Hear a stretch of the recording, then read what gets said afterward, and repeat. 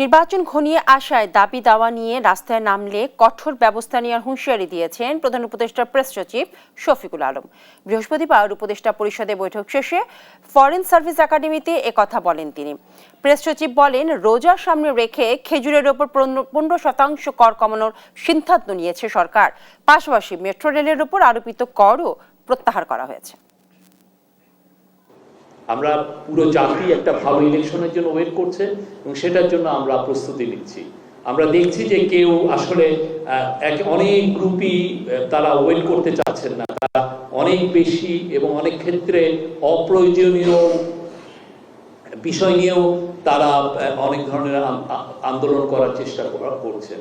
তো সেই বিষয়ে স্পষ্ট হোম মিনিস্ট্রি থেকে আপনারা জানেন পরশুদিন স্পষ্টভাবে বলা হয়েছে যে এই বিষয়টা কঠোর হস্তে দমন করা হবে। যারা এইটা আন্দোলন করবেন তাদেরকে আইনের আওতায় আনা হবে।